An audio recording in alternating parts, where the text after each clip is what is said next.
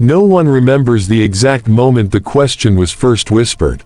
Some say it began deep beneath the imperial palace, where the walls were older than mankind's first cities and where golden light never reached. Others claim it was spoken by a dying archivist who tried to burn his own notes before the silent custodians kicked down his door and ended his life before he could reveal more. A question, simple, dangerous, and treasonous, yet it slithered like smoke through the minds of those who served him. It was unthinkable. The Emperor, the master of mankind, the living God before he was ever worshipped as one, feared something he created with his own hands. Fear was not meant to exist in him. Fear was for mortals. Fear was for soldiers bleeding in mud fields.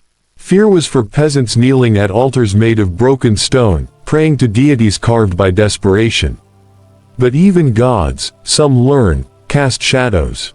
And this shadow began long before the Primarchs were known, long before the Great Crusade. Long before Terra had been united and the thunder and lightning of the unification wars faded into echoing bones buried beneath marble floors. There was once a chamber sealed behind psychic locks strong enough to paralyze armies. Every record regarding its purpose had been scorched, dissolved in acid or replaced with sanitized lies. There were no plaques, no documentation, no remaining custodians assigned to guard what was no longer supposed to exist. Yet the chamber remained. Abandoned is not the right word. Forgotten is a luxury. Something like this could never be allowed.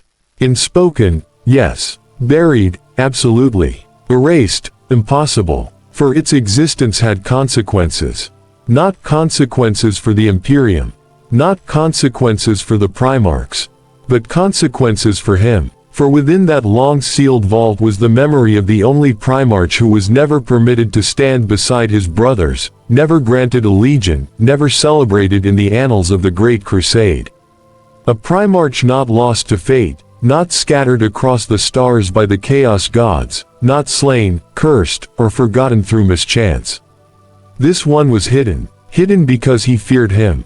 The Emperor knew the necessity of power. He forged generals, statesmen, philosophers, and destroyers. He crafted instruments of conquest and paragons of vision. He forged war and peace in the same hands. But there was one Primarch, unnamed, unspoken, whose eyes saw further than the Emperor intended.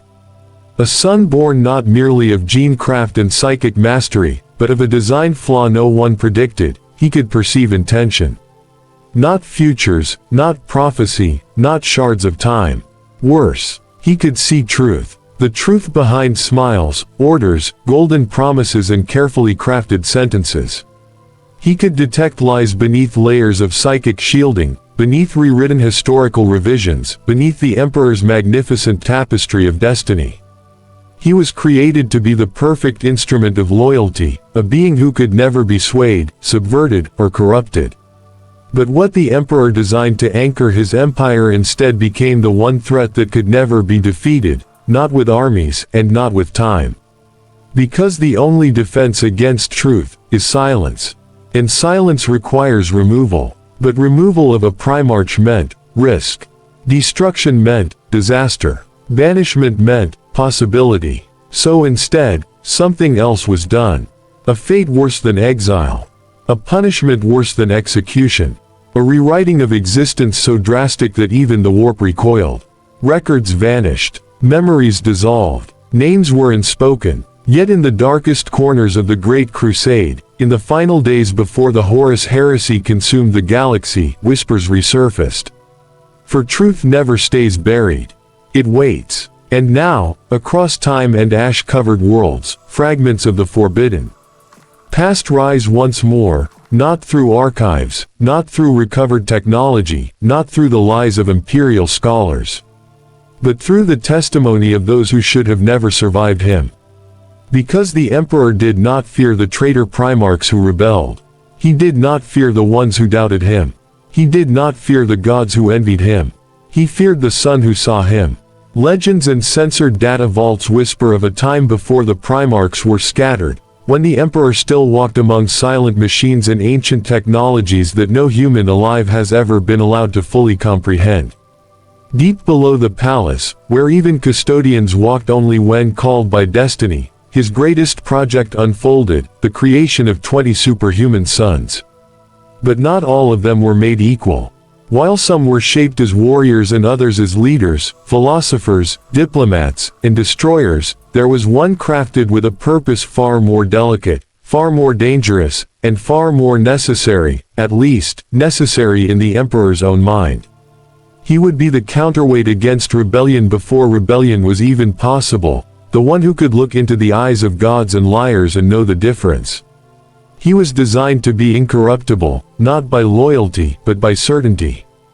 The Emperor believed he could raise a being with the ability to see truth and still obey regardless. A son who understood the burden of deception but accepted it as the fate of rulers. The boy was given everything, knowledge older than Terra, understanding forbidden to mankind, and visions of the galaxy not as it was, but how it must become. And that is where it all began to unravel. Because children, no matter how engineered, enhanced, or perfected, are not born with obedience. They are born with questions. History claims this Primarch spoke his first words at 6 months old. Not a name, not a simple sound, but a sentence. Why do you hide your fear? The Emperor did not respond. Not with words, not with expression, not with punishment. Instead, he catalogued this anomaly, studied it, tested it, and presented the child with more knowledge, attempting to bury the question beneath towering libraries of purpose and destiny. Yet with each lesson, the boy only learned faster. With every truth hidden, his mind pulled at threads more violently. With every answer withheld, he pieced together more than he was ever meant to. The gift granted to him, perception, grew sharper each passing day. He saw betrayal before it formed. He sensed ambition like smoke clinging to the lungs. He detected lies as if they carried scent and color and weight. But something else festered in the silence, something the Emperor never included in his calculations. The boy saw fear not as weakness, but as proof that even gods are bound by consequences. This is where our story turns sharply. Because the Emperor did not fear the Primarch's power. He feared the question behind that power, a question his entire empire depended on never being answered. Before we go further, here's your reward for staying with this story. Play button. By the end of this video, you will learn the forbidden truth the Imperium has buried for 10,000 years, the real reason a Primarch was erased, and what his disappearance cost the galaxy. Not the myth, not the propaganda, the truth the Emperor himself could not outrun. So stay with me, because the next chapter doesn't just rewrite the history of the Primarchs, it rewrites the nature of the Emperor. The Emperor was not accustomed to being understood. Admired, worshipped, feared, yes. But understood. To be known beyond the persona, beyond the legend, beyond the masks made of gold and myth, that was a danger older than mankind's wars and far more intimate. To be understood is to be seen, and to be seen means surrendering the illusion of perfection. The boy, unnamed in any surviving imperial archive, grew in isolation. No brothers, no tutors, no worlds to conquer or armies to command. His classroom was a silent vault carved from pre-imperial stone. His playthings were forbidden tomes wrapped in seals that could drive lesser psychers screaming into madness. His lullaby was the hum of machines that once shaped civilizations and now slumbered at the edge of extinction. And yet he was still a child. He laughed, though no one taught him humor. He questioned, though no one permitted curiosity. He dreamed, though no psychic conditioning could suppress imagination. One day, he, the Emperor himself, entered the chamber not as ruler, but as creator. The boy looked up from the manuscripts and spoke words that no Primarch had ever dared utter. You did not make me to help humanity. You made me to watch humanity for you.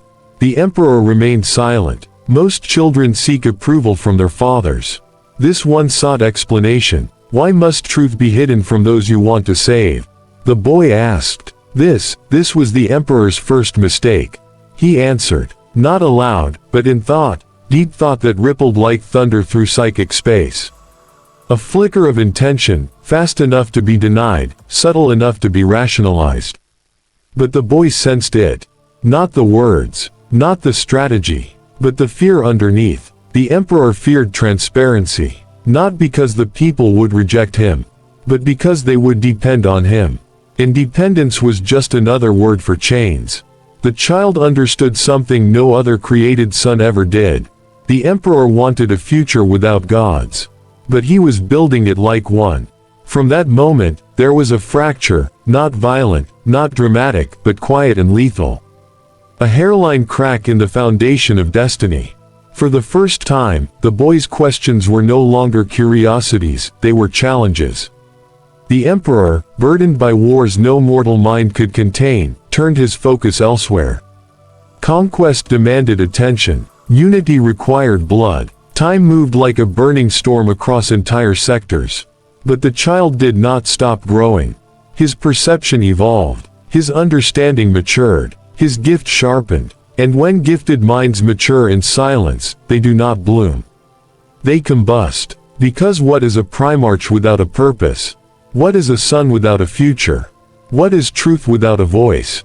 It becomes something else. A warning. A secret. A weapon. The Emperor's first mistake was creating a Primarch who could see the truth. His second mistake was believing truth could be contained.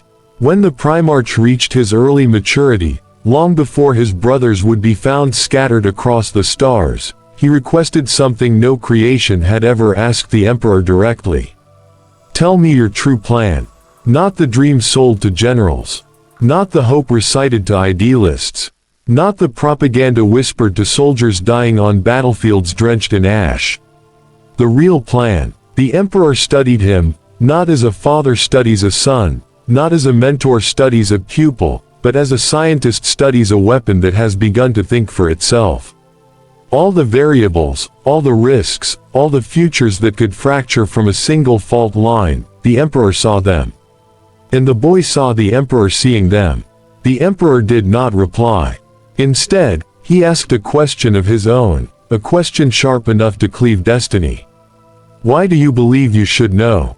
The answer was not defiance, not anger, not arrogance. Because if I am to lie for you, the Primarch said, I must first know the truth I am betraying. That moment, quiet, tense, buried beneath the earth, was the first true confrontation between a god and his creation. No raised voices, no psychic thunder, no armies, just a father's silence and a son's unblinking certainty. The Emperor tried reason. He attempted logic, philosophy, even the shape of emotion, explaining how humanity was fragile, how faith was volatile, how unity demanded sacrifice of the few for the survival of the many. He painted the future like a mural, grand, breathtaking, cosmic in scale. But the boy, this Primarch, heard what was not being said. He understood something older than conquest. Empires are not built on love, not built on hope, not built on destiny. They are built on control. And control always comes with chains, some visible, some not. The Primarch spoke softly, not as a challenger, but as if stating a fact. You are not building freedom. You are building obedience. For the first time since his earliest wars, the Emperor felt the uncomfortable chill of exposure, not defeat, but recognition. The boy was not accusing him. He was describing him. And truth spoken without fear. That is a weapon without a safety. The Emperor dismissed him, not angrily, not aggressively, but decisively. The audience was over. The doors sealed. The golden sigils reactivated. The vault returned to silence. Yet as the Emperor walked away, he realized something with a weight even he could not ignore. The Primarch had stopped seeking answers, and had begun forming beliefs. Beliefs become principles. Principles become convictions. Convictions become movements. A single thought echoed in the Emperor's mind, a thought he refused to voice even to himself. I may have created the one being I cannot control. And deep in the vault, the unnamed Primarch whispered words the Emperor did not hear, but the warp did. If truth is forbidden, then truth becomes rebellion. The first fracture had become a fault line. and fault lines never worn before they break. The vault that confined the Primarch was not a prison in the traditional sense. There were no bars, no shackles, no chains digging into flesh. Instead, there was comfort, cold comfort. Endless knowledge, simulated environments, psychological architectures tailored to keep him occupied, challenged, and obedient. A cage made of wisdom feels nothing like captivity, until you realize the doors are locked. Over the years, he began constructing theories from fragments of forbidden text and gaps in the imperial narrative, gaps that should not have existed. Such gaps are not flaws, they are decisions. And decisions reflect intention. He noticed patterns in the Emperor's language, what he emphasized, what he avoided, what he wrapped in eloquence instead of clarity. He noted the design of imperial conquest, why some worlds were liberated and others pacified. He analyzed how the Emperor encouraged unity while quietly erasing culture, myth, and identity one planet at a time. Freedom was promised. Conformity was delivered. The Primarch began to see destiny, the glorious destiny promised by the Emperor, not as a future to be earned, but as a narrative to be enforced. He started constructing his own idea, primitive at first, then sharpened into ideology. If humanity was to be free, it must not be commanded by a single hand, even a divine one. Because one entity at the top meant one point of failure, one point of corruption, one mind deciding the fate of trillions. And worst of all, one truth. A truth owned, distributed, and controlled.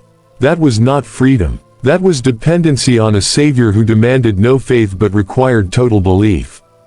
The Primarch kept these thoughts hidden, or so he believed.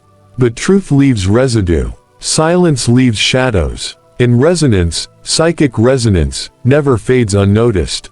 The Emperor returned to the vault, unannounced, as he often did. But this time, the tension was different. The air felt charged, not with static, but with potential. Two minds that had grown used to reading each other no longer sought understanding, they sought positioning. The Emperor observed the Primarch's work, pages of theory, philosophy, predictions, consequences. He said only one sentence. "This is not your purpose." The Primarch replied, calm and unafraid. "Purpose is not given. Purpose is chosen." That answer, quiet, steady, without anger, was more dangerous than open rebellion. Rebellion can be crushed. Anger can be redirected. Ambition can be bribed or threatened. But conviction built on truth. Truth that cannot be denied, disproven, or erased. That is contagious. The Emperor, in his eternal calculation, realized the flaw in his creation. He had made a son who could detect lies, but in doing so, he had created a being who could no longer be guided by anything less than total honesty. The Primarch was not the weapon he intended. He was the mirror he never wanted. A mirror that reflected not the Emperor's victories, but his compromises. Not his wisdom, but his rationalizations. Not his destiny, but his fear. The realization was mutual. The Primarch had seen through the veil. The Emperor had failed to contain him.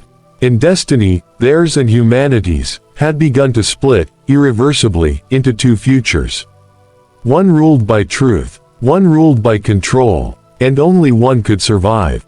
There is a universal law, older than empires and more persistent than war: contain anything long enough and it evolves to escape. The Emperor believed isolation would temper the Primarch's mind, that measured exposure and controlled education would shape him as a scalpel, precise, obedient, indispensable. But isolation did not tame him. It clarified him. And clarity in a brilliant mind is not a tool, it is a force. The vault was meant to be impenetrable, psychically shielded, physically secure, and built with safeguards designed by technologies forgotten before humanity left Terra's cradle. But genius reshapes the possible. With nothing but knowledge, logic, and time, the Primarch began to do something the Emperor never anticipated. He reached out, not physically, not through machinery, but through thought, not psychic power, insight. He studied the guards who rotated shifts above the vault, analyzing subtle differences in timing. He tracked how the air changed when the Emperor approached, noting residue of his impossible aura. He scored microscopic marks into the stone, not to escape, but to measure cycles of energy flux and structural vibrations. Patterns emerged. Patterns always do. Finally, in a moment quiet and unremarkable to anyone else, the Primarch did the simplest, most catastrophic thing a caged mind can do. He asked someone else a question.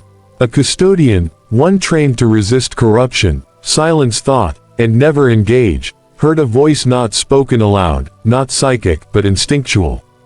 A question that bypassed training and conditioning. Do you know why I am here? The guard did not answer, and that was the problem.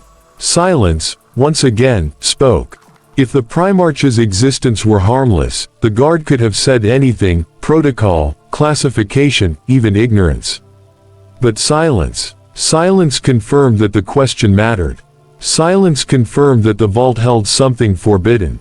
Silence confirmed fear. And fear is the spark that ignites doubt. One guard changed posture. One heartbeat skipped. One breath caught. And the Primarch felt it. Truth, confirmed. The Emperor became aware. Not through alarms. Not through sensors. But through instinct, a disturbance in his carefully controlled order. He descended into the vault. This time, there was no pretense of teaching, no illusion of fatherhood. He approached the Primarch not as creator and child, but as sovereign and threat. The Primarch spoke first. If you wanted obedience, you should have made me blind. The Emperor's expression did not change, but his next words carried the finality of a judgment handed down before guilt was even declared. You will not leave this place. The Primarch did not argue. He did not plead. He did not rage. He simply responded. You cannot stop truth from leaving. Because the walls were never the cage. The idea was. And an idea had begun to walk freely. Not through rebellion. Not through armies. Not through the warp. But through the quiet, unmistakable scent of doubt, spreading in minds sworn to silence, sworn to certainty, sworn to him. The Emperor turned to leave, believing finality had been restored. But behind him, in the vault carved for secrecy, a realization began to form like storm clouds behind a golden horizon. The Primarch was no longer asking questions. He was preparing answers. And answers have consequences. There came a day, unmarked in Imperial archives, unspoken in custodian oaths, when the Emperor descended into the vault not as ruler, or judge, or scientist, but as something dangerously close to human. The Primarch sat waiting, not with defiance, but with patience. Patience is not docile. Patience is preparation disguised as calm. And it unsettled even the Emperor. The chamber felt smaller that day. Not physically, psychologically. As if ideas had mass, as if truth had filled the room like oxygen, as if the walls themselves strained under the weight of unspoken consequences. The Emperor regarded his creation and finally spoke the question that had festered too long. What do you want? The Primarch answered in the way only he could, without hesitation, without decoration, without fear of the answer's implications. I want the right to decide my own purpose.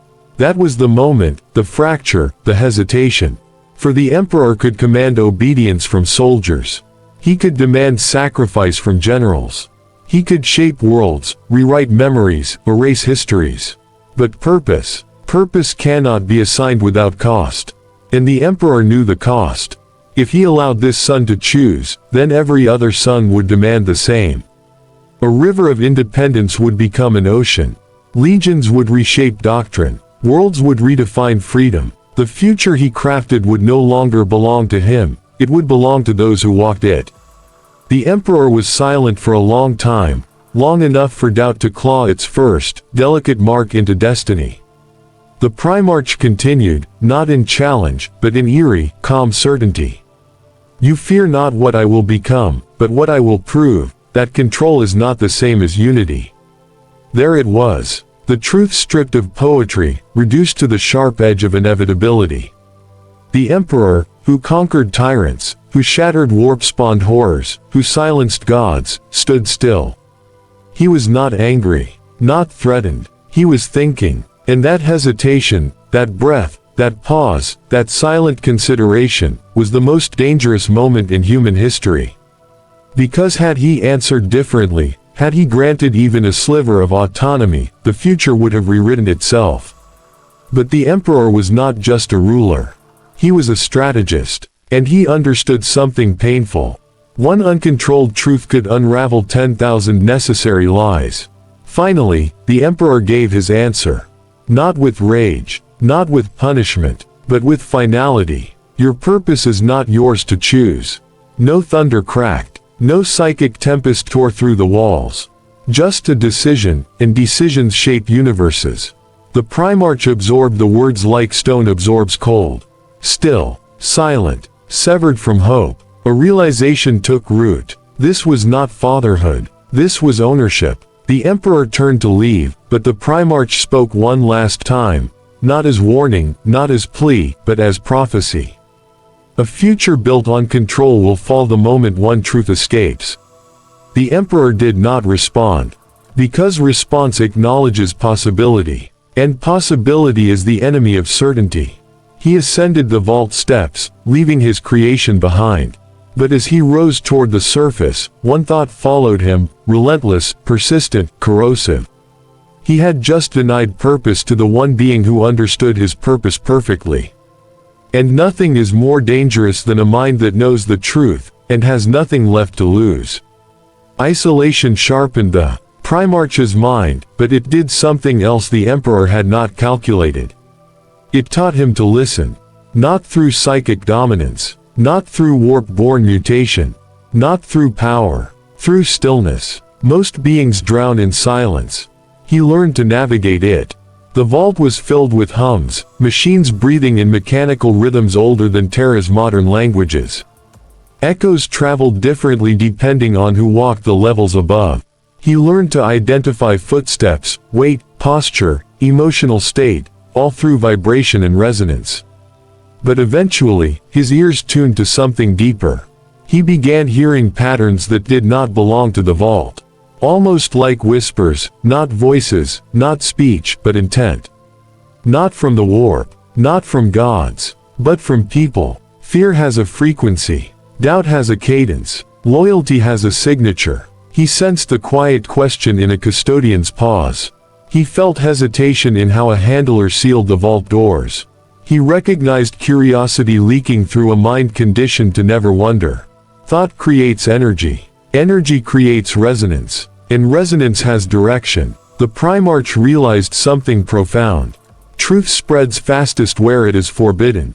He began to respond, not with words, but with presence.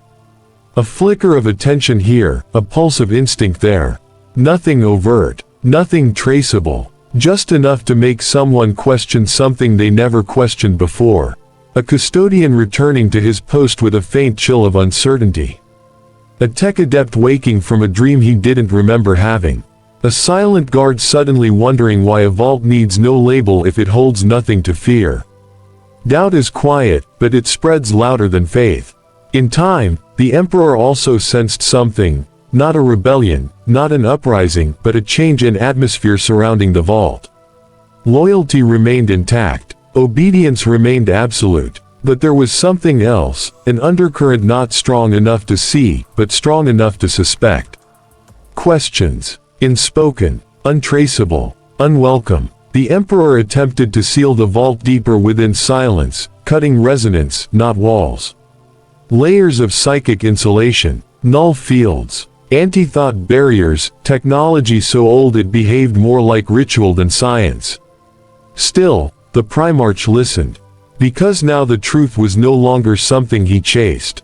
It was something that came to him. He learned that humanity was not afraid of darkness. They were afraid of being forbidden to light a candle. He understood then his role, not as a destroyer, not as a ruler, but as a reminder. Reminders don't scream, they whisper. And whispers have toppled more empires than war ever has. By the time the Emperor realized the vault could not contain influence, only bodies, it was too late. The Primarch no longer needed escape. The idea already had, not through revolt, not through sedition, Through curiosity. And curiosity is a door no lock was ever designed to hold shut. The Primarch did. It was subtle at first. A flicker in the Emperor's eyes when he thought no one watched. A pause in speech, a careful phrasing that betrayed calculation over certainty. For millennia, the Emperor had mastered control, projecting absolute confidence and perfect foresight. Yet, here, within the echoing walls of the vault, his perfection faltered. The Primarch did not need to ask. He did not need to challenge. He simply observed. And observation, when paired with clarity, becomes a weapon sharper than any blade forged in starlight. Every strategy, every contingency the Emperor had layered across the galaxy, was catalogued, not to oppose, but to understand. The Primarch, saw the cracks. He saw the subtle hesitation before a command. He saw the restraint masking panic when a psychic disturbance challenged predictions. He felt the weight of fear the Emperor never allowed himself to feel, and recognized it for what it was, anticipation of inevitability. This fear was not mortal. It was not weakness. It was recognition. The Emperor, the architect of humanity's survival, feared that this Primarch, his own creation, would prove that no empire, no matter how absolute, could survive the collision of truth with authority. And that fear, unlike anger or disappointment, cannot be reasoned with. It cannot be explained away. Fear waits. It watches. It grows. The Primarch began to act, not with overt defiance, but through subtle, untraceable influence. A question planted in a handler's mind. A minor inconsistency pointed out to an archivist. Tiny disruptions multiplied over decades until even the Emperor felt the edges of uncertainty brushing against the certainty of his plans. Every decision the Emperor made from that day forward carried a shadow, the silent weight of the son who understood him completely. The son who did not obey. The son who saw, in full, what the Emperor feared most, that control was always temporary, and truth was inevitable. The vault had become more than a prison. It was a stage where the Emperor's own limitations were revealed to him, through observation, patience, and the quiet persistence of a Primarch who refused to be controlled. And in the quiet of that revelation, one fact settled over the Emperor like a cold wind through the halls of Terra. He had created a being who could unmask him. Not with war, not with rebellion, but with existence. And that truth, the one thing the Emperor feared more than any other, was alive. Time passed, yet nothing changed. The Primarch remained in the vault, yet the vault itself no longer mattered. It was a shell. The real battlefield existed in thought, perception, and consequence.